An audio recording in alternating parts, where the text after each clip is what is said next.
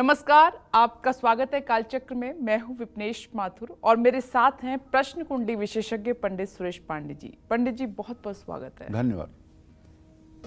कारोबार पकड़ेगा रफ्तार, भर जाएंगे भंडार, बढ़ जाएगा रुतबा, बरसेगा पैसा, बढ़ जाएगी संपत्ति, दूर होगी विपत्ति। जानिए संकट मोचक 100 उपाय सिर्फ कालचक्र में। जी हाँ, आज पंडित सुरेश पांडे जी आपको ऐसे उपाय, ऐसे टिप्स, ऐसे संकेत बताएंगे जो आपको हर जगह सक्सेस, नाम और शोहरत दिलाएंगे। आज पंडित जी आपको वो 100 आसान, अचूक और असरदार उपाय बताएंगे जिससे आपकी लाइफ से बैड लक हमेशा के लिए खत्म हो जाएगा और गुड लक हमेशा हमेशा के लिए आपकी लाइफ में आ जाएगा। तो ऐसे में आज का कालचक्र देखना बिल्कुल ना भूलें, क्योंकि आज बताए गए उपाय आपको दुर्भाग्य के दूर करेंगे और आपकी किस्मत को चमका देंगे। तो चलिए अपनी चर्चा की शुरुआत करते हैं और सबसे पहले बात करते हैं उस चीज की जिसकी हर किसी को जरूरत है और इसके बिना व्यक्ति अपना जीवन नहीं जी सकता। वो चीज है धन। पैसों से जुड़ी किसी भी परेशानी और संकट से बचने के लिए आपको कौन से आसान और अचूक उपाय करने चाहिए, आइए पंडित जी से जान लेते हैं। पंडित जी, धन की कमी क्या स्थिति ला देती है जीवन में, ये आप भली भांति जानते हैं, हम भी जानते हैं। तो किसी भी व्यक्ति के जीवन में धन की कमी ना हो, इसके लिए वो क्या अचूक उपाय करें?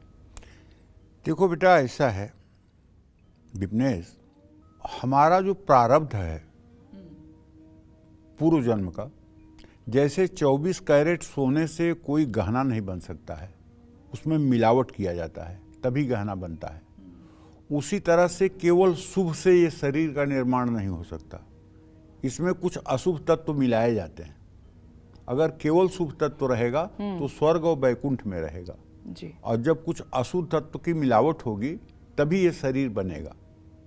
इसको प्रारब्ध कहते हैं, ठीक है। और कुछ पैदा होने के बाद जो हम कर्म करते हैं, नवीन कर्म, वो हमारे प्रारब्ध के रूप में हमारे साथ जुड़ जाते हैं। 83,99,999 योनियों को पार करने के बाद मनुष्य की शरीर मिलती है और हर जीव जंतु की तरह ही मनुष्य के अंदर आहार, निद्रा, भय और मैथुन, ये 4 क्रियाएं जानवरों की तरह ही मनुष्य में होती हैं।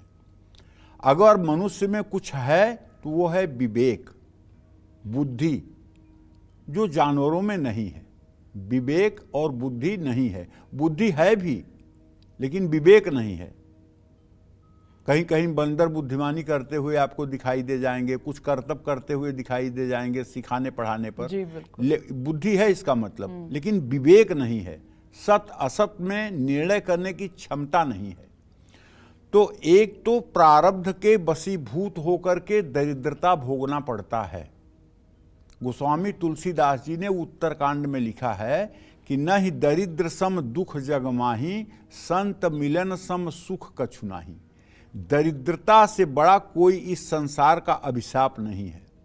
बेटा बीमार हो, दवाई के लिए पैसे ना हो, बच्चा भूख से रो रहा हो और घर में दूध ना हो, बच्चे की पढ़ाई की फीस देनी हो, घर में पैसा ना हो, तो उस समय ऐसा लगता है कि ये जीवन बेकार है।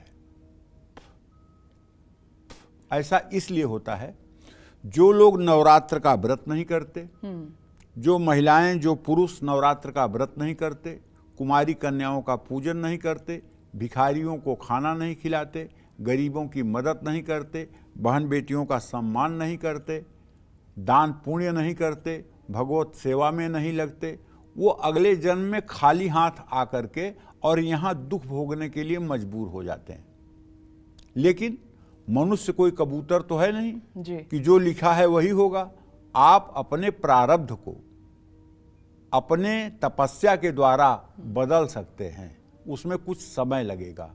आज के मेरे कार्यक्रम का उद्देश्य यही है कि यदि आपके प्रारब्ध आपके अनुकूल नहीं हैं और आपका प्रारब्ध आपका साथ नहीं दे रहा है, तो कुछ ऐसे इस धराधाम पर उपाय हैं हमारे शास्त्रों में वर्णित, जिनको आप करके अपने प्रारब्ध को भी ठीक कर सकते हैं और अपने नए सृष्टि की रचना भी कर सकते हैं। तो पहला वो उपाय कौन? पहला उपाय वो है कि अगर आपके कोशिशों के बावजूद भी धन लाभ नहीं हो रहा है तो अगर संभव हो तो 14 मुखी रुद्राक्ष सोने में जड़वा करके गंगा जल और कच्चे दूध से शुद्ध करके उसे आप अपने गले में सोमवार को धारण कर लीजिए। इससे निश्चित रूप से लक्ष्मी प्राप्ति में आपको सहायता मिलेगी। मान लीजिए कि आपकी कमाई है, पैसा आता है, लेकिन रोग पर, बीमारी पर और ब्याज देने में ही सारा पैसा खर्च हो जाता है, जिसके कारण मान सम्मान नहीं मिल रहा है, जिसके कारण दिमाग में हर समय टेंशन है। तो भाई इसके लिए तो मैं आपको ब्रह्मास्त्र उपाय बताऊंगा। यंत्रों में जो यंत्र राज कहा जाता है वो है श्री यंत्र। स्फटिक, चांदी या पारे का श्री यंत्र अपने घर ले आइए और उसे शुभ मुहूर्त में स्थापित करिए। एक चांदी की कटोरी, लाल कपड़ा उसको रखने के लिए ले आइए और पीतल की थाली में श्री यंत्र को रख करके दक्षिणावर्ती शंख में पहले जल भर करके ओम हिरण्यवर्णाम हरिणीम सुवर्ण रजतस्रजाम चंद्राम हिरण्मयीम लक्ष्मीम जात वेदो मयावह, इस तरह से श्री सूक्तम के मंत्रों को बोलते हुए शंख की पूंछ से जल की धारा श्री यंत्र पर गिराइए। फिर उसके बाद उसमें दूध भरिए, गाय का दूध, और फिर ओम हिरण्यवर्णाम हरिणीम सुवर्ण रजतस्रजाम चंद्राम हिरण्मयीम लक्ष्मीम जात वेदो मयावह तामयावह जात वेदो लक्ष्मीम मनपगामिनीम यस्या हिरण्यम विन्देयम गामश्वः पुरुषानहम्। दूध के बाद गन्ने का रस, अगर गन्ने का रस नहीं मिल रहा है तो चीनी का रस बना लीजिए और उससे अभिषेक करिए। चीनी के रस के बाद शहद से अभिषेक करिए, यही श्री सूक्तम के मंत्र को बोलते हुए, और फिर दही से अभिषेक करिए, फिर गाय के घी से अभिषेक करिए। ये अभिषेक जब पूरा हो जाए तो फिर शुद्ध जल से अभिषेक करिए और अभिषेक करने के बाद शुद्ध जल से श्री यंत्र को अच्छे से धो करके साफ कपड़े से पोंछ करके उसे चांदी की कटोरी में लाल कपड़ा बिछा करके स्थापित कर दीजिए दाहिने हाथ से, और उसके चारों तरफ एक कलावा लपेट दीजिए। कलावा लपेटने के बाद दाहिने हाथ की अनामिका, मध्यमा और अंगूठे से हल्दी उठा करके और श्री यंत्र पर चारों तरफ से हल्दी डाल दीजिए और श्री सूक्तम के मंत्रों को बोलते रहिए। अगर आपको श्री सूक्तम के मंत्र नहीं आते तो आप अपने YouTube में जाके श्री यंत्र, श्री सूक्तम ये मतलब कि जो है चालू कर लीजिए, वो बोलता रहेगा, आप पूजा करते रहिए। अब तो इतनी आधुनिक सुविधा हो गई है, तो वहाँ श्री सूक्तम का अनवरत मंत्र चल रहा है, यहाँ आप पूजा कर रहे हैं। आपको रोली, कुमकुम, अबीर, गुलाल, सिंदूर चढ़ाना चाहिए। अगर आप पुरुष हैं तो हाथ से सिंदूर न चढ़ाएं, अगर आप महिला हैं तो हाथ से सिंदूर चढ़ाएं, अगर आप पुरुष हैं तो पान के पत्ते से या चांदी के चम्मच से सिंदूर चढ़ाएं। इसके बाद में लाल पुष्प से उसको श्रृंगार करिए, कमल गट्टे की माला चढ़ाइए, चंदन लगाइए और इसके बाद धूप जलाइए, घी का दिया जलाइए और एक पीतल या चांदी की प्लेट में काजू, किशमिश, मिश्री, फल का भोग लगाइए। और भोग लगाने के बाद माता के लिए एक चांदी की गिलास में पानी रखिए।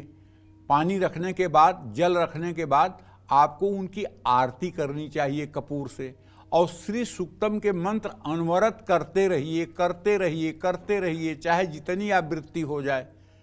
ये उपाय अगर सुबह शाम जैसे मैं कह रहा हूँ ऐसे आपने कर लिया और एक तांबे का हवन कुंड स्थापित करके उसमें आम की लकड़ियाँ जला करके 4 चम्मच गाय का घी, 1 चम्मच शहद, 1 चम्मच चीनी, 1 चम्मच काला तिल मिलाकर चांदी के चम्मच से इन 16 मंत्रों से आपने अगर हवन कर दिया, ओम हिरण्यवर्णाम हरिणीम सुवर्ण रजतस्रजाम चंद्राम हिरण्मयीम लक्ष्मीम जात वेदो मयावह स्वाहा, ओम तामयावह जात वेदो लक्ष्मीम मनपगामिनीम यस्या हिरण्यम विन्देयम गामश्व पुरुषानहम् स्वाहा, ओमस्व पूर्वाम रथमध्याम हस्तिनाद प्रमोदिनीम श्रियम देवीम उपवै श्रीरमाम देवी युस्ताम स्वाहा। इस तरह से 16 आहुति अगर आप हवन कर दें सुबह शाम, मैं पूर्ण विश्वास के साथ कह रहा हूँ, अपने हृदय से कह रहा हूँ, अतिशयोक्ति नहीं बोल रहा हूँ, घर की दशा बदलने में समय नहीं लगेगा।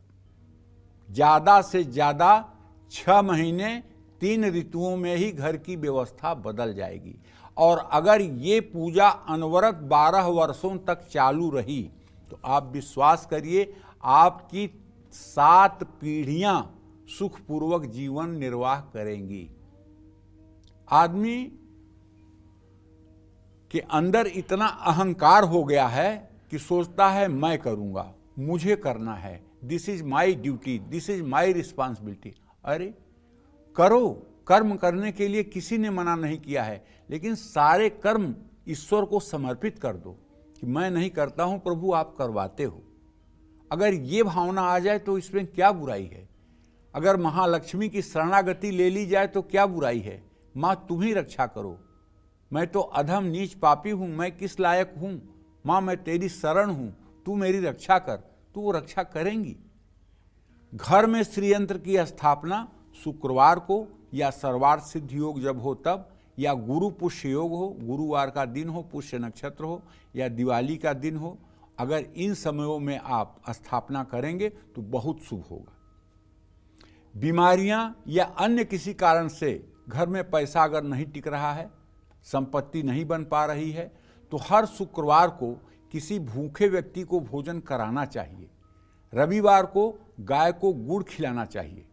अगर आपके घर में ज़्यादा दरिद्रता आ गई है और आप गाँव में रहते हैं तो आपको एक बड़ा ब्रह्मास्त्र उपाय बताता हूँ। रविवार के दिन अपने घर के दरवाजे पर आप गाय को स्नान करवा दीजिए, लेकिन ध्यान रखिएगा ऐसा नहीं कि जाड़े में ठंडे पानी से नहवा दीजिए गाय बीमार हो जाए, गर्मी में गर्म पानी से नहवा दीजिए गाय बीमार हो जाए। गाय के स्वास्थ्य का ध्यान करते हुए जिस पानी से आप स्नान कर सकें ऐसे ही पानी से गाय को अगर अपने दरवाजे पर आप स्नान करा देंगे तो उसके शरीर से छूटा हुआ जितना जल जमीन पर गिरेगा उस जल के प्रभाव से दरिद्रता जलकर भस्म हो जाएगी। ये उपाय जो लोग 5 बार अपने घर के दरवाजे पर कर लेते हैं उनके यहाँ से सदा सर्वदा के लिए दरिद्रता दूर हो जाती है। इसीलिए भगवान राम ने भी कहा है कि विप्रधेनु सुर संतहित लीन मनुज अवतार, निज इच्छा निर्मित तनु माया गुण गोपार। गाय का सनातन धर्म में बहुत महत्व है और गाय के शरीर से गिरा हुआ जो जल है वो दरिद्रता का नाश करने वाला और सौभाग्य का उदय करने वाला है। हाँ, माँ लक्ष्मी और श्री हरि विष्णु की एक साथ पूजा करनी चाहिए। हर रोज संध्या के समय अपने घर और किसी मंदिर में एक दीपक जरूर जलाना चाहिए। घर में माँ लक्ष्मी का वास हो इसके लिए पीपल के पेड़ की छाया में खड़े होकर जल चढ़ाना चाहिए और माँ लक्ष्मी के मंत्रों का जप करना चाहिए।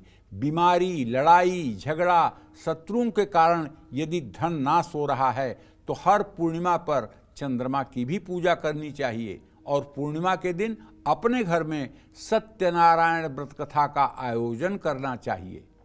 श्री सूक्तम, लक्ष्मी सूक्तम और कनक धारा स्तोत्र का प्रातः सायं पाठ करना चाहिए। किसी की बुराई करने की आदत छोड़ें, किसी की निंदा न करें, किसी की गलती देख करके उसको सार्वजनिक न करें क्योंकि उसका पाप बढ़ जाता है। और जब किसी में आप दोष देखने लगते हैं तो दोष आपके अंदर कुछ दिनों के बाद विद्यमान हो जाता है। जिसका जैसा कर्म है वैसा उसको भगवान फल देंगे। आप केवल अपना आचरण अच्छा रखें और अच्छे कार्य करें और लोगों के बारे में अच्छा सोचें। अपने घर में माँ लक्ष्मी के वास के साथ साथ अगर शांति भी चाहते हैं तो स्फटिक का एक कछुआ घर की उत्तर दिशा में पूजा स्थान में रख लीजिए। इससे घर में शांति बनी रहेगी, कभी घर में कलह नहीं होगी। जय माँ विंध्यवासिनी। चलिए अपनी चर्चा को और आगे बढ़ाते हुए बात करते हैं। आप सभी जानते हैं कि कर्ज जिस व्यक्ति पर है वो एक अभिशाप की तरह है उसके लिए। अगर कोई व्यक्ति कर्ज में डूबा हुआ है तो उसको कब, कैसे और कौन से उपाय करने चाहिए अब पंडित जी से ये जानते हैं। इसलिए हमने कहा था कि आज की चर्चा ध्यान से आप सुनेगा, बहुत खास है, आपकी धन से जुड़ी हुई है, आपकी लाइफ में जो मुश्किलें हैं उससे जुड़ी हुई है, उनके आसान और अचूक उपाय पंडित जी आपको बता रहे हैं। पंडित जी, कर्ज, कितने लोग जब रास्ता नहीं दिखता है तो सुसाइड कर लेते हैं, कितनी घर में आफत टूट पड़ती है।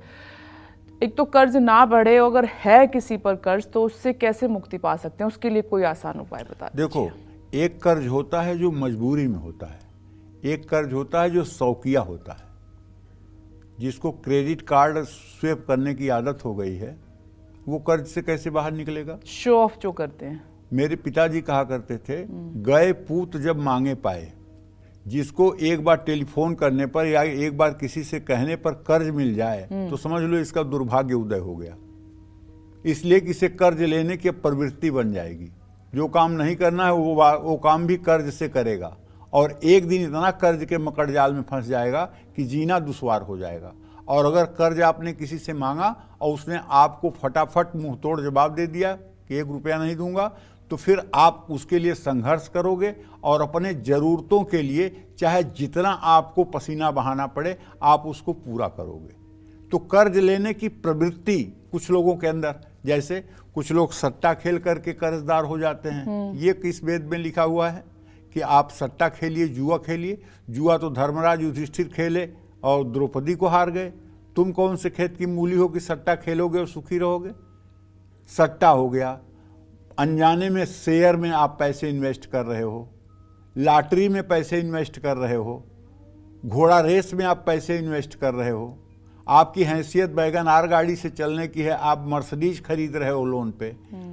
आपको 20 लाख का घर लेना चाहिए तो आप 2 करोड़ का फाइनेंस करा रहे हो। तो ये सब मतलब कि अत्यधिक कर्ज जो है ये आपको असंतुलित कर देगा। आप ये सोचो ना विपनेश, आदमी अपने वर्तमान को सोच करके कर्ज लेता है, भविष्य को सोच नहीं पाता है। मतलब भविष्य में कुछ भी बुरा हो सकता है। आप ये नहीं कह सकते हो कि आज मेरी इतनी आमदनी है तो कल भी इतनी रहेगी। इसलिए आदमी को अपने वर्तमान को देखते हुए कोई योजना केवल नहीं बनाना चाहिए। वो पुरानी कहावत है कि जितनी चादर है उतने ही पैर फैलाइए। हाँ, तो कुछ लोग तो शौकिया कर्ज कर लेते हैं, शौकिया कर्ज कर लेते हैं, विश्वास करो। जैसे मैं ऐसे ऐसे लोगों को जानता हूं जिन लोगों ने सट्टा खेल करके अपना पूरा जीवन बर्बाद कर दिया। और उनसे पूछिए कि आप बंद क्यों नहीं करते, तो कहते हैं महाराज ये इतना घाटा हो गया है वो सट्टा से ही पूरा हो सकता है।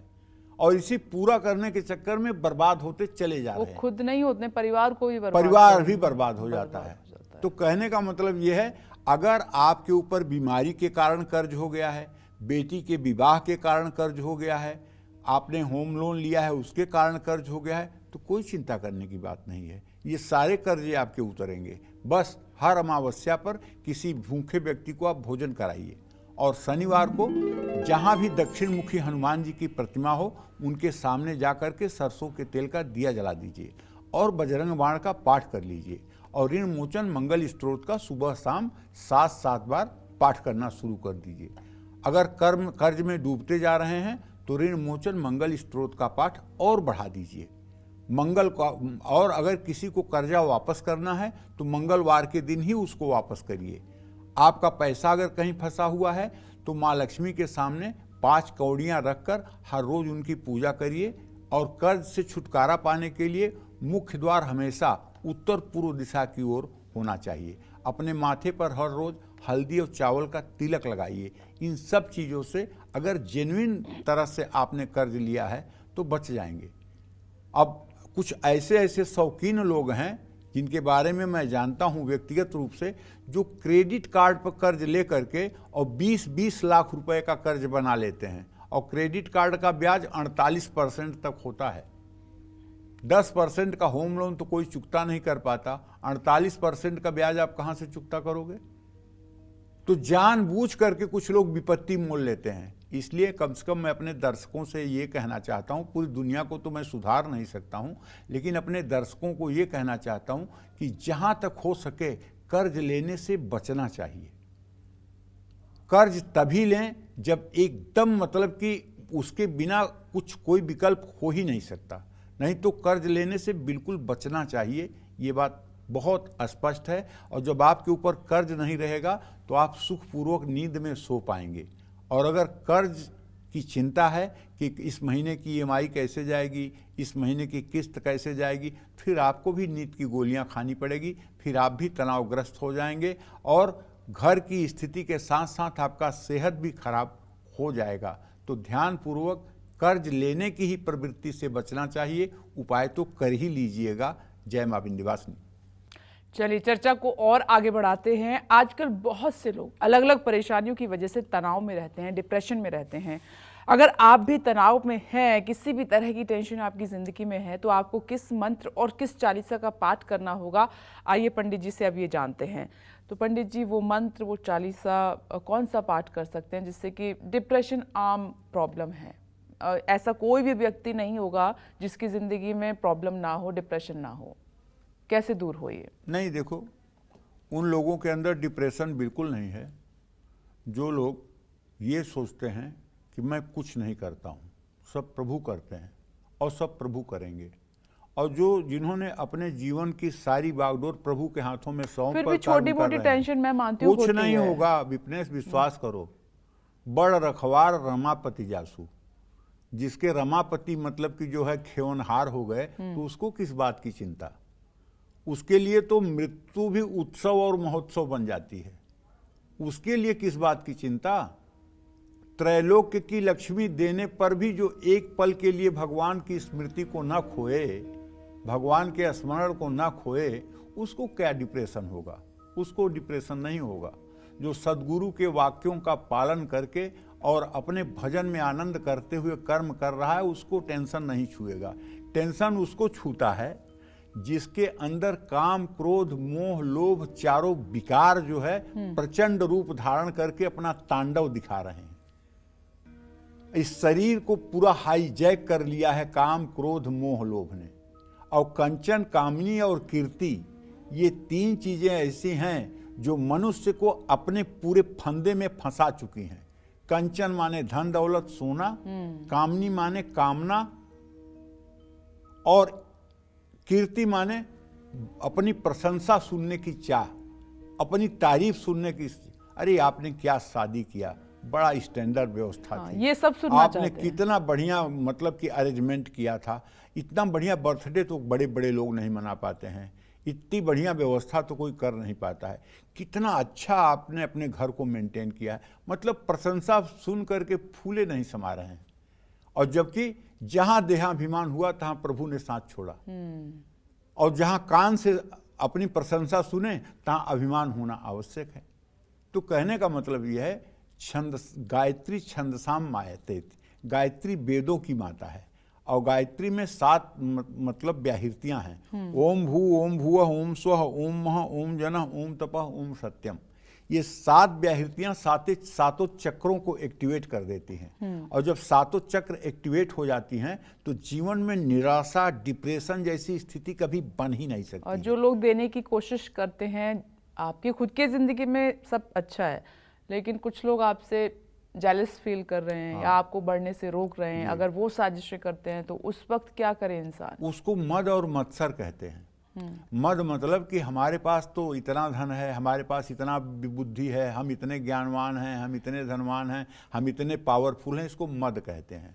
और मत्सर मतलब मुझसे आगे कोई बढ़ रहा है, ये जानकर जलन करना, ये मत्सरी है। तो ये 6 विकार हैं, काम, क्रोध, मोह, लोभ, मद, मत्सर। ये 6 विकार हैं। ये कुछ नहीं करना चाहिए, आप केवल प्रभु के शरण में रहिए, और जो आपका टांग खींच रहा है, जो आपका विरोध कर रहा है, प्रभु से कहिए कि हे प्रभु उसका मंगल करिए, उसकी बुद्धि थोड़ी सी खराब हुई है, आप उसका कल्याण करिए, उसे सद्बुद्धि दीजिए, और इस गलती के लिए उसको सजा मत दीजिए। ये आप भगवान से प्रार्थना कर दीजिए। तो उमा रमा छा श्रापहु से भारी, अपने पाप जाई अपकारी। क्षमा अगर आपने किसी को कर दिया हृदय से, तो आप समझ लीजिए कि श्राप से भी भारी पड़ने वाला है उसके ऊपर। उमा क्षमा श्रापहु से भारी, अपने पाप जान अपकारी। आप अपना पुण्य क्यों नष्ट करोगे उसको श्राप दे करके या उसको बद्दुआ दे करके? वो अपने कर्मों से खुद ही नष्ट हो जाएगा। ऐसा भगवान शिव कहते हैं माता पार्वती से, उमा क्षमा श्रापहु से भारी, अपने पाप जान अपकारी। तो कहने का आशय ये हुआ कि गायत्री मंत्र का जप करने से हमारे यहाँ शास्त्रों में कहा गया है कि बहुत ही मन को बल मिलता है, जीवात्मा प्रफुल्लित होती है, इंद्रियां अंतर्मुखी होती हैं, इंद्रियां मनमाना आचरण मन से नहीं करवाती हैं। इसलिए प्राणायाम करना चाहिए, नाड़ी शोधन प्राणायाम करिए। नाड़ी शोधन प्राणायाम का मतलब 15 सेकंड श्वास को खींचना, 60 सेकंड श्वास को रोकना और 30 सेकंड श्वास को धीरे धीरे छोड़ना। अगर आप उच्च कोटि के साधक बनना चाहते हैं तो, नहीं तो जितना हो सके उतना करिए। और इसका मंत्र है प्राणायाम का, ओम भू ओम भुवः ओम स्वः ओम महः ओम जनः ओम तपः ओम सत्यम ओम तत्सवितुर्वरेण्यं भर्गो देवस्य धीमहि धियो यो नः प्रचोदयात् ओम आपो ज्योतिरसो अमृतम ब्रह्म भूर्भुवः स्वरोम। ये मंत्र एक बार में 9 आवृत्ति होती है। 3 बार इस मंत्र को पढ़ते हुए नाभि पर भगवान विष्णु का ध्यान करना चाहिए, हृदय पर भगवान ब्रह्मा का ध्यान करना चाहिए और भ्रिकुटी पर भगवान शिव का ध्यान करना चाहिए।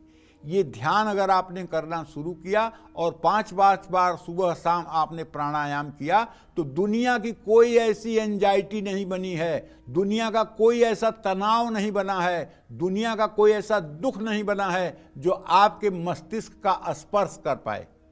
हम साधना विहीन हो गए हैं, इसलिए हम बीमारियों से ग्रसित हैं, इसलिए हमारे चेहरे की कांति गायब है, इसलिए हमारा आत्मविश्वास हिला हुआ है। अगर हम अपने सनातन धर्म की ओर मुड़ कर देखें और इसमें शास्त्रों में बताए गए उपायों का हम अवगाहन करें तो निश्चित रूप से सारी परेशानियों का समाधान हमारे सनातन धर्म के शास्त्रों में भरा पड़ा हुआ है। अपने घर में गुग्गल या लोबान जलाना चाहिए और हर रोज हनुमान चालीसा का पाठ जरूर करना चाहिए। अपने घर और अपनी अलमारी में साफ सफाई रखना चाहिए। सूर्योदय के समय उठना चाहिए, सूर्य को तांबे के लोटे से जल देना चाहिए। ओम ब्रह्म स्वरूपिणे सूर्य नारायणाय नमः। इस तरह से सूर्य देव को जल देने के बाद, प्राणायाम करने के बाद गायत्री मंत्र का जप करना चाहिए। और अगर पितर दोष के कारण तनाव या डिप्रेशन है तो त्रिपिंडी श्राद्ध, नारायण नाग बलि, ये सब कर्म भी किसी तीर्थ में जाकर के कराए जा सकते हैं।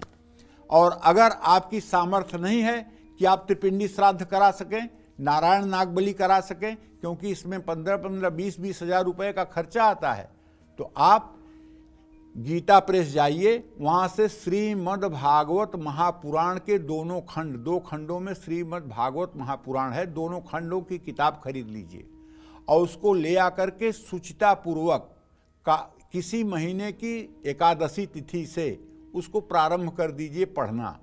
और आप संस्कृत में नहीं पढ़ सकते तो ना पढ़ सकिए, हिंदी में ही पढ़िए और 1 महीने में पूरा पुराण पढ़ डालिए। बस करना यह है कि 1 महीने तक ब्रह्मचर्य का पालन करिएगा, अपना भोजन सात्विक रखिएगा, बाहर का भोजन मत करिएगा और ज़्यादा सांसारिक कार्यों में लिप्त मत होइएगा।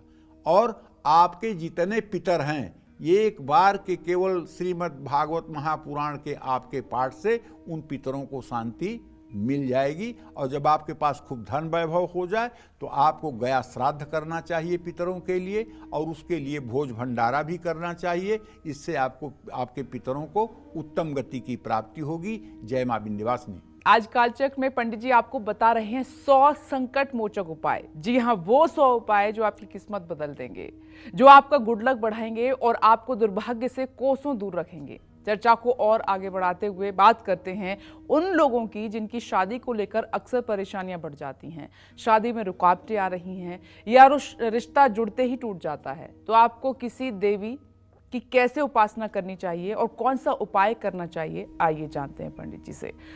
पंडित जी, ये तो बहुत सारे सवाल आपके पास आते हैं, आए दिन पूछते रहते हैं शादी में।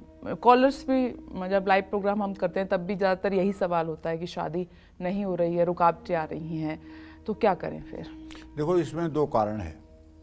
पहली बात तो ये है कि जन्म कुंडली में जब सप्तम भाव दूषित होता है और शुक्र अस्त होता है, विवाह भाव का कारक ग्रह अस्त हो, विवाह भाव का स्वामी ग्रह अस्त होता है या पापक ग्रहों से पीड़ित होता है, तो ऐसे में लड़की हो या लड़का, उसके विवाह में विलंब होता ही होता है। विवाह में विलंब के बहुत से योग ज्योतिष शास्त्र में हैं, जिसे देखकर ये जाना जा सकता है कि विवाह में रुकावट का कारण क्या है। अक्सर हमने देखा है कि अगर जिनकी कुंडली में शुक्र अस्त होता है या शुक्र नीच राशि में होता है या शुक्र सप्तम भाव का स्वामी होता है, तो उनके विवाह में बहुत विलंब होता है। और जब शुक्र की शांति हो जाती है, जब शुक्र का दान हो जाता है, जब शुक्र के उपाय हो जाते हैं, तो निश्चित रूप से बहुत अच्छा रिश्ता भी होता हुआ देखा जाता है।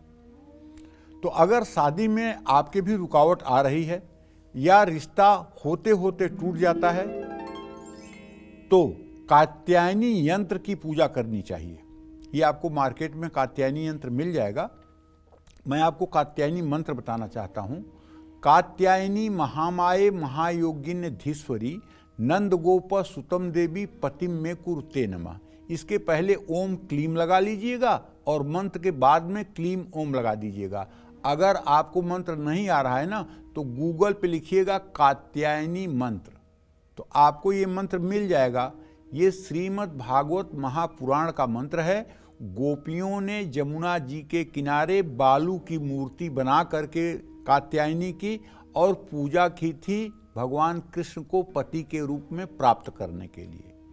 इसकी पूजा अलग ही है। यह एक ऐसा सनातन धर्म का मंत्र है कि इसको पढ़ते समय मुंह में पान खाना जरूरी होता है। यही एक ऐसा मंत्र है जिसमें पान खाना जरूरी होता है। कमल गट्टे के माला पर पीला वस्त्र धारण करके पीले आसन पर बैठकर केले के पेड़ के नीचे एक सरसों के तेल का दिया जलाकर पूरब दिशा में मुंह करके संपूर्ण पीले वस्त्र धारण करके जो कन्या इस मंत्र का 10 माला सुबह शाम जप 10-10 माला सुबह शाम जप करती है, 21 दिनों तक ये अनुष्ठान करती है और 21वें दिन किसी सुयोग्य विद्वान ब्राह्मण को बुलाकर हवन का कार्यक्रम और ब्राह्मण को खीर पूड़ी खिला करके पीले वस्त्र का दान करती है, उसकी सद्य मनोकामना पूर्ति होती है और उसे दिव्य तेजस्वी दीर्घायु धन धान्य से संपन्न वर की प्राप्ति होती है। कलयुग में ये मंत्र बहुत ही चमत्कारिक है, बस इसको शुद्ध और सही ढंग से करने की जरूरत है। इसके साथ ही तुलसीदास जी के रामायण के सुंदरकांड का पाठ भी करना जो है बहुत ही लाभकारी माना गया है। सुंदरकांड में कवन सुकाज कठिन जग माही जो नहीं होत तात तुम पाही। अगर इसको मतलब कि जो है संपुट लगा करके और संपूर्ण सुंदरकांड का पाठ 7 दिनों तक कर दिया जाए, तब भी विवाह में आ रही अड़चनें दूर हो जाती हैं। सोमवार के दिन कन्याएं रुद्राक्ष की माला पर ओम सोमेश्वराय नमः इस मंत्र का यथासंभव जप कर सकती हैं। सोमवार को माँ पार्वती का श्रृंगार कराएं, 16 सोमवार का व्रत करें। विवाह के अगर अच्छे प्रस्ताव नहीं आ रहे हैं तो उत्तर पूर्व की दिशा में अपने घर में पानी का फव्वारा लगा सकते हैं, लक्ष्मी नारायण के मंदिर में चूड़ियाँ चढ़ा सकते हैं, श्रृंगार का सामान दे सकते हैं। अगर जन्म कुंडली में आपके सप्तम भाव को शनि देख रहा है और या सप्तमेश को शनि देख रहा है तो विवाह में विलंब होगा। अगर ऐसे में विवाह में देरी हो रही है तो शनिवार के दिन शिवलिंग पर दूध के साथ काले तिल भी चढ़ाएं, जल भी चढ़ाएं और 1000 बेलपत्र लेकर के ओम नमः शिवाय कहते हुए एक बेलपत्र शिवलिंग पर अर्पित करें, साथ में कोई जल की धारा भी देता रहे। ये उपाय अगर आपने 7 दिन लगातार कर लिया तो आप मान लीजिए कि विवाह का कार्यक्रम सद्य सिद्ध होने वाला है। साबुत उड़द, काले तिल या सरसों का तेल, ये भी आप शनि मंदिर में अगर दान करें तो शनि पीड़ा से मुक्ति मिलती है। जय मां विंध्यवासिनी। अगर आपके घर, ऑफिस या बाहर कलेश होता रहता है हमेशा, तो आपको ऐसे में हर रोज कौन से आसान और अचूक उपाय करने चाहिए? आइए पंडित जी से जानते हैं। पंडित जी बताएं। देखो भैया, सीधी सीधी बात है। मैंने तो कुछ लोगों को प्रैक्टिकल में देखा है, अपने घरों में 16-16 कुत्ते पाले हुए हैं। 1-2 नहीं, 16-16 कुत्ते पाले हुए हैं। घर के दरवाजे में प्रवेश करते हुए ऐसे लगता है जैसे कुत्तों की ही स्मेल आ रही है।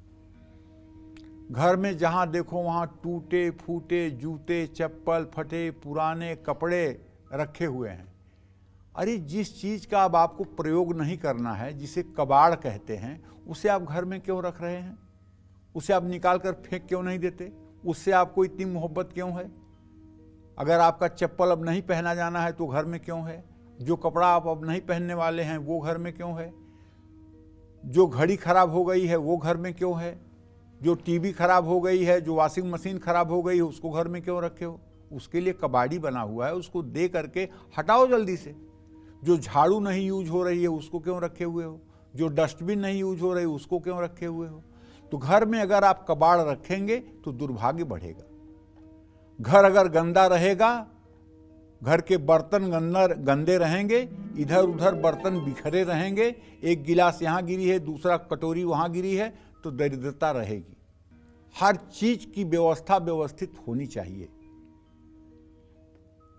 और परिवार के हर सदस्य का कार्य होता है कि अगर उसके आंख के सामने कोई कागज का टुकड़ा घर में गिरा मिले तो ऐसा नहीं कि केवल महिला की गारंटी है महिला घर को साफ करे। अगर आप पुरुष हैं, आपके सामने कोई कागज का टुकड़ा या कोई प्लास्टिक फर्श पर गिरा हुआ है, उसे उठाइए और डस्टबिन में ले जाकर डालिए।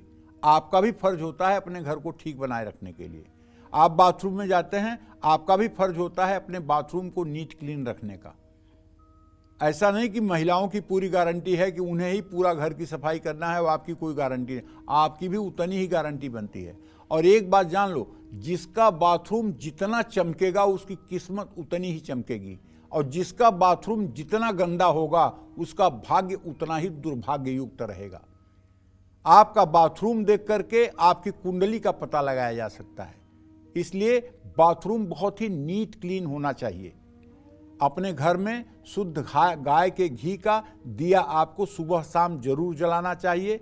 और अगर आप चाहते हैं कि ये जन्म आपका ठीक है, अगला जन्म भी ठीक हो, तो ओम नमो भगवते वासुदेवाय का कुछ मंत्र भी जप कर लेना चाहिए। बेडरूम में राधा कृष्ण की तस्वीर आप लगा सकते हैं उत्तर या पूर्व की दीवार में। शनिवार को चमेली के तेल का दिया जलाकर सुंदरकांड का पाठ कर लीजिए। अगर सुंदरकांड न पढ़ पाएं तो पार्वती मंगलम या जानकी मंगलम का पाठ कर लीजिए। घर के वास्तु दोष को सुधारने की कोशिश करिए। बेडरूम में टूटा हुआ पलंग मत रखिए। अपने घर में तुलसी का पौधा ईशान कोण में लगाएं। उसमें हर रोज रविवार को छोड़कर जल दीजिए। घी का दिया जलाइए। अगर मंगली के होने के कारण लग्ने बेच पाताले जामित्रे चाष्टमे कुजौ भर्ता पत्नी विनाशाय पत्नी भर्ता विनाशकृत, यदि चंद्र कुंडली से या लग्न कुंडली से मांगलिक दोष बन रहा है और उसका परिहार नहीं हो रहा है, या विवाह में कलेश हो रहा है, या जीवन में कलेश हो रहा है, तो 3 मुखी रुद्राक्ष अगर आप धारण कर लें तो इसमें कमी आएगी। और एक बार आपको मंगल ग्रह की शांति करा लेनी चाहिए। ओम अग्निर्मूर्धा दिवः ककुत्पतिः पृथिव्यः अयम अपाग्वं रेताग्वं सिजिन्वती। इस मंत्र का 50,000 मंत्र जप 12 ब्राह्मणों द्वारा एक दिन में मंगलवार को करा करके हवन तर्पण मार्जन और ब्राह्मणों को भोजन कराने से मंगल का प्रकोप कम हो जाता है। नीम का पेड़ लगाना चाहिए, उसमें हर रोज जल चढ़ाना चाहिए, चींटियों को शक्कर डालना चाहिए, और नवरात्रि के दिनों में अपने घर में दुर्गा सप्तशती का पाठ करवाना चाहिए। बाड़ी में मधुरता लानी चाहिए और घर में ऊंची आवाज में बात नहीं करना चाहिए। जय मां विंध्यवासिनी। चर्चा को और आगे बढ़ाते हुए बात करते हैं, शादी के कई सालों बाद भी अगर आपको संतान सुख नहीं मिला है तो आपको अपने घर में किस यंत्र की स्थापना करनी चाहिए और कौन सा आसान उपाय आपके लिए है, आइए जानते हैं पंडित जी से। संतान सुख की प्राप्ति के लिए क्या करें पंडित जी? देखो, बहुत से दोष ऐसे होते हैं जो संतान सुख के लिए बाधक होते हैं। 16 प्रकार के दोष शास्त्रों में कहे गए हैं, जैसे सर्प शापा सुच्छ योग। अगर आपने पूर्व जन्म में नाग हत्या की है तो इस जन्म में आपको संतान का सुख नहीं मिलेगा। पितृ शापा सुच्छ योग। अगर आपने पिता को सताया है तो इस जन्म में संतान सुख नहीं मिलेगा। मातृ शापा सुच्छ योग। माता को सताया है तो संतान सुख नहीं मिलेगा। भातृ शापा सुच्छ योग। भाई को सताया है तो संतान सुख नहीं मिलेगा। भगनी शापा सुच्छ योग। बहन को सताया है तो सुख नहीं मिलेगा। गुरु शापा सुच्छ योग। गुरु के साथ अगर आपने गलत किया है तो संतान सुख नहीं मिलेगा। मातुल शापा सुच्छ योग। मामा के साथ आपने गलती की है तब संतान सुख नहीं मिलेगा। इस तरह के 16 प्रकार के मतलब की चीज़ बताई गई है जिससे संतान सुख नहीं मिलता है। और इसके उपाय भी बृहद पाराशर होरा शास्त्र में महर्षि पाराशर ने लिखा है कि कौन सा योग होने पर संतान में प्रतिबंध का योग बनता है और उसको प्राप्त करने के लिए क्या उसके उपाय हैं, ये बृहद पाराशर होरा शास्त्र में विस्तार से लिखा गया है, जो इस 1 घंटे के कार्यक्रम में बता पाना मेरे लिए असंभव से ज़्यादा असंभव है। लेकिन अगर कोई मामूली कारण है और आप संतान सुख से वंचित हैं, तो आप पति पत्नी दोनों को 1 वर्ष तक एकादशी का व्रत करना चाहिए। लेकिन अकेले पत्नी नहीं कर सकती व्रत, पति पत्नी दोनों करें। और विशेष रूप से अगर पूरा साल नहीं कर सकते तो पुत्रदा एकादशी का व्रत जरूर रख लें।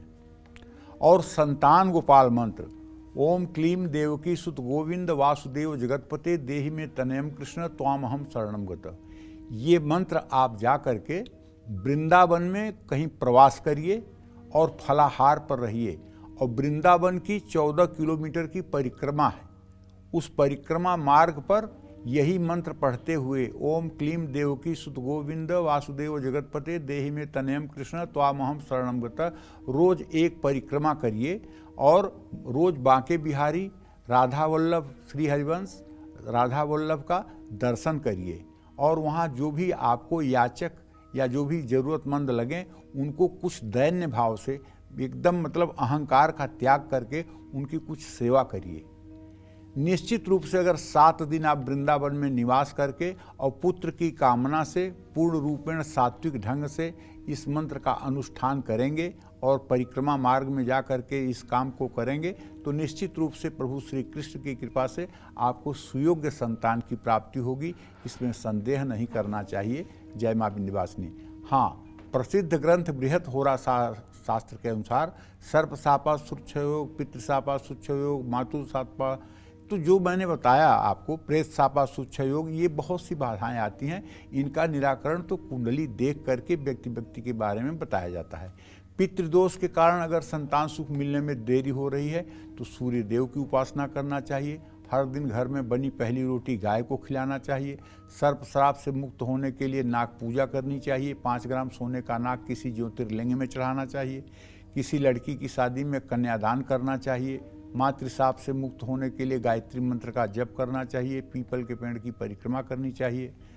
भातृशाप से मुक्त होने के लिए हरिवंश पुराण का पाठ सुनना चाहिए। पीपल का पेड़ लगाना चाहिए, उसमें जल चढ़ाना चाहिए। मातुल श्राप से मुक्त होने के लिए भगवान विष्णु की प्रतिमा किसी मंदिर में स्थापित करवानी चाहिए। प्याऊ लगवाना चाहिए। ब्रह्म श्राप से मुक्ति के लिए चंद्रायण व्रत करके गोदान करना चाहिए। पत्नी श्राप से मुक्ति के लिए किसी लड़की की शादी में कन्यादान करना चाहिए। प्रेत श्राप से मुक्ति के लिए पितृपक्ष में पितरों को तर्पण करना चाहिए, श्राद्ध करना चाहिए, गौदान करना चाहिए। लग्न कुंडली में अगर पंचमेश पीड़ित है तो उनकी आराधना करनी चाहिए। ये सब ऐसे उपाय हैं जो आपको संतान प्राप्ति में सहायक हो सकते हैं। जय मां विंध्यवासिनी। अगर बार बार आप बीमार पड़ रहे हैं तो आपको मंदिर में किस चीज का दान करना चाहिए और किस मंत्र का जाप आपको करना बेहद जरूरी है, आइए जानते हैं।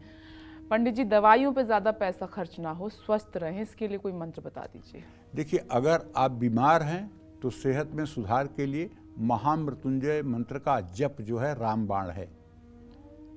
और हाँ, महामृत्युंजय का जप तो होना चाहिए, लेकिन अगर कोई पेशेंट है उसकी दवा चल रही है तो उसे घर के साउथ वेस्ट डायरेक्शन में न सोने दें। अगर वो साउथ वेस्ट डायरेक्शन में सोएगा तो उसका रोग जल्दी ठीक नहीं होगा। पेशेंट को हर समय नॉर्थ वेस्ट के डायरेक्शन में ही रखना चाहिए, इससे रोग बहुत जल्दी दूर होता है। ये बात ध्यान देने योग्य है। रोगी को कभी भी नैऋत्य कोण में ना रहने दें। वायव्य या ईशान कोण में रहने से रोग में आराम मिलता है। अगर आंखों में तकलीफ है तो हर रोज सूर्य को जल देना चाहिए। चाक्षुषी विद्या का 5 बार पाठ करना चाहिए। अगर आपके बच्चे को बचपन में ही चश्मा लग गया है तो आप माता पिता हैं तो आप सूर्य को जल देने के बाद चाक्षुषी विद्या का 5 बार पाठ करके और थोड़ा सा जल अभिमंत्रित करके तांबे के लोटे में और बच्चों की दोनों आंखों को धो दें तो 6 महीने ये उपाय करने के बाद चश्मा भी हट सकता है। एक बार महीने में एक बार किसी भी मंदिर में पीला कद्दू आपको दान करना चाहिए। धन्वंतरी यंत्र अपने घर में स्थापित करना चाहिए। इस यंत्र की हर रोज पूजा करने से अच्छी सेहत रहती है। अगर रोग कोई पहले से है और उनमें आराम आ रहा है तो ये सब उपाय आप करेंगे तो जरूर आराम आएगा। दुर्गा स्तुति और दुर्गा सप्तशती का पाठ करने से नवग्रह की शांति होती है और रोगों से मुक्ति मिलती है। इसमें कोई संशय नहीं है। भगवती दुर्गा की आराधना के बाद ये नवग्रह रंग कुछ कर नहीं पाएंगे। जगत जननी जगदम्बा का जब हाथ आपके ऊपर होगा ना, तो ये सूर्य, मंगल, चंद्रमा, शनि ये कुछ आपका बिगाड़ नहीं पाएंगे।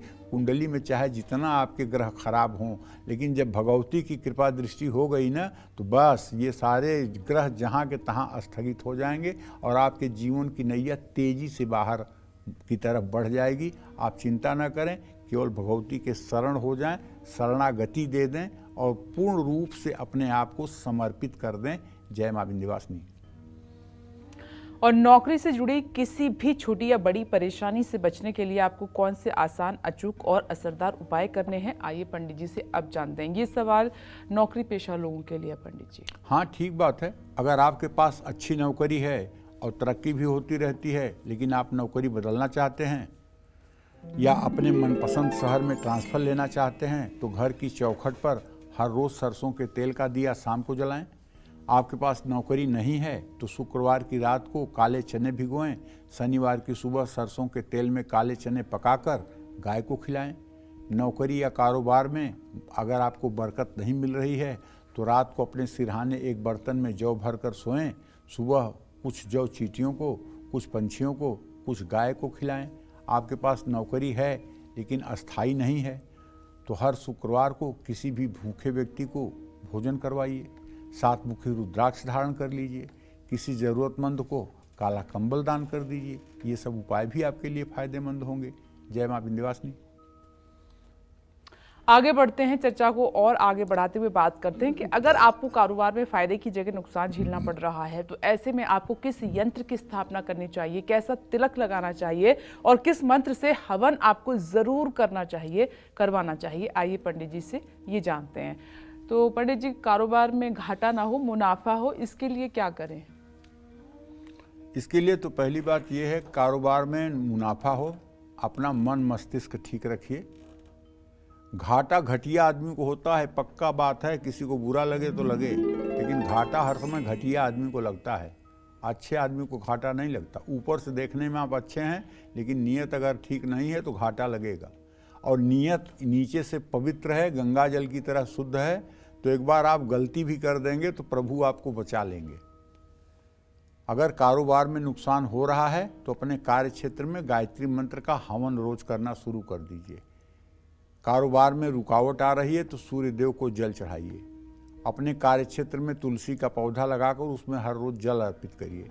कारोबार पर किसी की बुरी नज़र लगी है या किसी ने कोई जादू टोना टोटका कर दिया है तो शुक्ल पक्ष के शुक्रवार को किसी शुभ मुहूर्त में श्री धनदा यंत्र को स्थापित कर लीजिए और उसकी हर रोज पूजा करिए। आपका कारोबार अगर बंद होने की नौबत में आ गया है तो शनिवार को पीपल के पेड़ के नीचे चौमुखा सरसों के तेल का दिया जलाइए और पीपल के पेड़ की 7 परिक्रमा करिए। नौकरी या कारोबार में कष्ट बढ़ रहे हैं तो हर रोज अपने माथे पर केसर या हल्दी का तिलक लगाइए। निश्चित रूप से इन सब उपायों से आपको राहत मिलेगी। जय मां विंध्यवासिनी। अगर आप किसी कानूनी विवाद में फंस गए हैं और लाख कोशिशों के बाद भी निकल नहीं पा रहे हैं तो ऐसे में आपको संकट मोचन हनुमान जी की कैसी पूजा और उपासना करनी चाहिए, अब पंडित जी से ये जानते हैं। पंडित जी बताएं। देखिए, अपने परिवार की संपत्ति या कारोबार में बंटवारे को लेकर अगर विवाद चल रहा है या आप किसी कानूनी मामले में फंस गए हैं तो लगातार 9 मंगलवार हनुमान जी के मंदिर जा करके बजरंग बाण का पाठ करें, हलवा पूड़ी का प्रसाद भूखे लोगों को खिलाएं। अगर बिना दोष के आप कानूनी विवाद में फंस गए हैं तो उत्तर दिशा की ओर मुंह करके हनुमान चालीसा का हर रोज पाठ करें। जितने दिनों तक पाठ करें उतने दिन किसी भी प्रकार के तामसी भोजन का सेवन न करें, ब्रह्मचर्य का पालन करें। और आपको एक बात बताऊं, अगर छोटी मोटी समस्या है तो ये उपाय काम कर जाएगा, लेकिन अगर कोई बहुत बड़ी समस्या है जिसमें बेल आपकी रिजेक्ट हो रही है, आप जेल से बाहर नहीं आ पा रहे हैं, मुकदमे में आपकी हार तय है और आप निरपराध हैं, ये शर्त पहली होनी चाहिए, तो आपको लांगूल स्तोत्र का पाठ करवाना चाहिए। लांगूल स्तोत्र का अगर 1100 पाठ हो जाए तो मैं दावे के साथ कहता हूं असंभव से असंभव कार्य भी सिद्ध हो जाएगा। लेकिन लांगूल स्तोत्र 100 में से 95 पंडित पढ़ ही नहीं पाएंगे। जिसने वेद पढ़ा होगा वही लांगूल स्तोत्र, शत्रुंजय लांगूल स्तोत्र वही पढ़ पाएगा जिसने वेद पढ़ा होगा। जिसने वेद नहीं पढ़ा होगा, जो केवल सामान्य पंडिताई कर रहा होगा, वो लांगूल स्तोत्र के शब्दों का उच्चारण नहीं कर पाएगा। इसके लिए विद्वान काशी में बहुत आराम से मिल जाते हैं। वहाँ वैदिक विद्वान काफी संख्या में हैं और बाकी लोग तो आजीविका चलाने के लिए वो विद्या जानते हैं जिससे पैसा मिले। ज्ञान की बात काशी में आपको मिलेगी। वहाँ लांगूल स्तोत्र पढ़ने वाले अच्छे अच्छे विद्वान हैं। अगर कारोबार में आप पर कोई झूठा आरोप लग गया है तो मंगलवार को हनुमान जी को चमेली का तेल चढ़ाइए। हनुमान जी सब प्रकार से आपके रक्षक बन जाएंगे। लांगूल स्तोत्र बहुत बड़ी बात है भैया। लांगूल स्तोत्र का पाठ होने के बाद कोई शत्रु आपको परेशान नहीं कर सकता है। ये कलिकाल में बहुत बड़ी बात है। जय मां विंध्यवासिनी। बहुत से पेरेंट्स अपने बच्चों के एजुकेशन को लेकर टेंशन में रहते हैं। अगर आपका बच्चा भी पढ़ाई से जी चुराता है तो ऐसे में कौन से आसान और अचूक उपाय आपके बच्चे की एजुकेशन को बेहतर बना सकते हैं, अच्छा बना सकते हैं? पंडित जी वो उपाय आपको बता रहे हैं। पंडित जी ये सवाल बच्चों के लिए है। आजकल सबसे ज़्यादा टेंशन अगर है ना तो बच्चों के एजुकेशन को ही लेकर के है। और हमारी नई पीढ़ी जिस तरह से खराब हो रही है, चाहे जितना हवाई अड्डे बन जाएं और चाहे जितना फ्लाईओवर बन जाएं और चाहे जितनी मेट्रो रेल दौड़ ले, चाहे जितना जो है बुलेट ट्रेन दौड़ ले, जब तक होनहार पीढ़ी जो आगे आ रही है इसका चरित्र नहीं संभलेगा तब तक इस राष्ट्र का कल्याण नहीं हो सकता है। आज कम कम उम्र के बच्चे नशा के शिकार हो रहे हैं। आज कम उम्र के बच्चे पथभ्रष्ट हो रहे हैं। वो कार्य कर रहे हैं जो कार्य उन्हें विवाह के बाद करना चाहिए। एकदम मोबाइल में उल्टी सीधी चीजें देख करके उनके अंदर उत्तेजना, गुस्सा, भय, क्रोध, माता पिता के साथ बदतमीजी करना, ये सारे संस्कार अपने आप मोबाइल देव की कृपा से विकसित हो रहे हैं। तो भाई, एक तो अपने घर का वातावरण अच्छा रखिए और भागवतिक रखिए। दूसरा, अगर आपका बेटा पढ़ाई कर रहा है तो उसको चुपचाप एक गणेश रुद्राक्ष धारण करवा दीजिए और अपने चरित्र से। अब ऐसा नहीं एक बाप शराब पीता है और बेटे को कहे कि तुम एकदम ठीक से रहो। अरे पहले तुम ठीक से रहो। तुम्हें ही देखकर वो नकल करेगा, तुम्हें ही देख के वो कॉपी करेगा। अगर तुम लहसुन प्याज नहीं खाओगे तब अपने बेटे को मना कर सकते हो कि नॉनवेज मत खाओ। और पता लगा तुम नॉनवेज खा रहे हो, बच्चे से कह रहे हो कि नहीं सात्विक भोजन करना चाहिए, कोई न मानने वाला है। तो गणेश रुद्राक्ष धारण कराइए और अपनी कमाई को, ईमानदारी की कमाई से बच्चे का भरण पोषण करिए। जहां ईमानदारी के कमाई से बच्चों का भरण पोषण होता है वहां बच्चे कभी नालायक नहीं निकलते हैं। मेहनत की कमाई से अगर उनकी परवरिश होगी तो वो कभी नालायक नहीं होंगे। और अधर्म कुकर्म से प्राप्त धन से अगर उन्हें भोग विलासिता कराया जाएगा तो कभी सद्मार्ग पर जा भी नहीं सकते हैं। अगर ऐसा होता तो जितने अरबपति खरबपति हैं उन सबके बेटे हर जगह IAS IPS होते। कोई नहीं है, ढूंढ लो।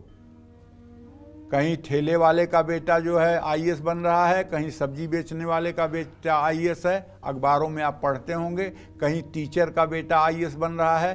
पैसा नहीं है लेकिन IAS बन रहा है, इसलिए कि अभाव में ही सारी प्रतिभा निखरती है। राम अगर बन न गए होते तो बन न जाते, राम बन गए इसलिए बन गए। जिसको बिगाड़ना हो उसको ज़्यादा सुख सुविधा दे दीजिए। तो रुद्राक्ष धारण करने के बाद बच्चे से कहिए कि हर समय पूरब दिशा की ओर मुंह करके पढ़ाई करे। विद्यार्थी रात में समय पर सोएं और सुबह जल्दी उठें। दरवाजे के सामने पीठ करके न बैठें। बिस्तर या सोफे पर बैठकर पढ़ाई न करें। हो सके तो रोज सुबह शाम गणेश अथर्वशीर्ष का पाठ करें। ये पाठ वो लड़के जरूर करें जो मतलब यूपीएससी की परीक्षा दे रहे हैं, पीसीएसजे का एग्ज़ाम दे रहे हैं, यूपी पीसीएस का एग्ज़ाम दे रहे हैं या कहीं के पीसीएस का एग्ज़ाम दे रहे हैं। ऐसे लड़कों को चाहिए कि वो गणेश अथर्वशीर्ष का सुबह शाम पाठ जरूर करें, क्योंकि गणेश जी बुद्धि के देवता हैं।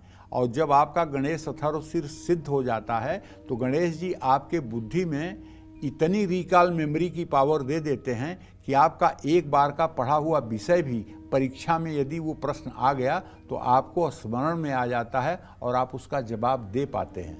आप कर्म करिए, लेकिन ईश्वर को साथ रख करके कर्म करिए तो सफलता मिलेगी। जय मां विंध्यवासिनी। और पितृदोष से मुक्ति पाने के लिए आपको कौन से आसान और अचूक उपाय करने चाहिए, अब पंडित जी से ये जानते हैं।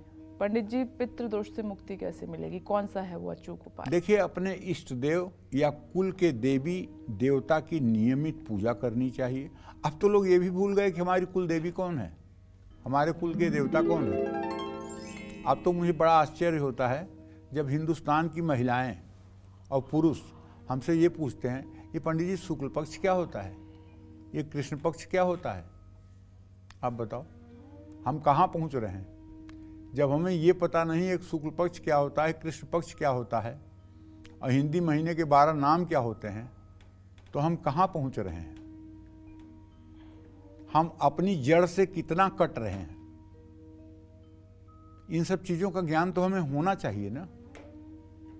विदेश से लोग आकर के और धोती और कुर्ता पहन करके, वैष्णव तिलक लगा करके राधे राधे चिल्ला रहे हैं, सड़कों पे नाच रहे हैं, और हम उनकी नकल कर रहे हैं फटी जींस पहन के। अमावस्या के दिन पितरों को भोग अर्पित करें और भूखे लोगों को भोजन कराएं। 7 मंगलवार और शनिवार जावित्री और केसर की धूप घर में दिखाएं। हर रोज तांबे के लोटे में जल भरकर सूर्य को अर्घ दें। 5 मुखी रुद्राक्ष धारण करें और पशु पक्षियों की सेवा करें। घर की दक्षिण दिशा की दीवार पर अपने पूर्वजों की माला के साथ तस्वीर लगाएं।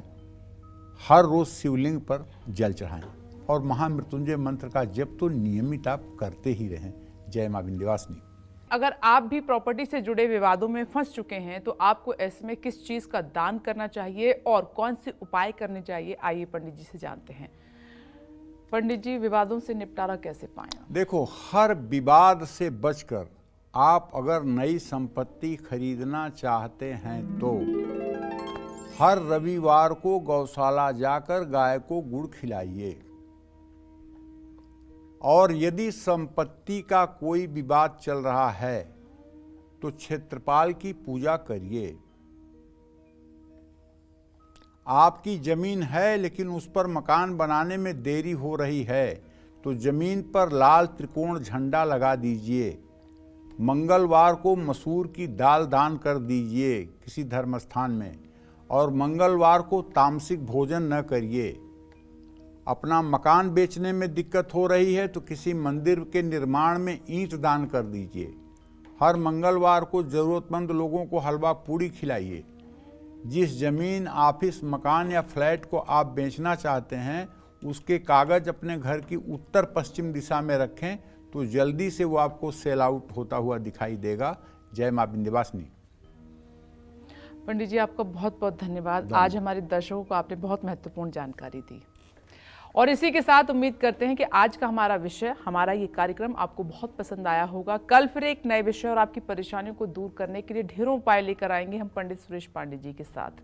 तब तक के लिए कालचक्र की टीम को दीजिए इजाजत। देश और दुनिया की खबरों के लिए देखते रहिए न्यूज़ 24। नमस्कार।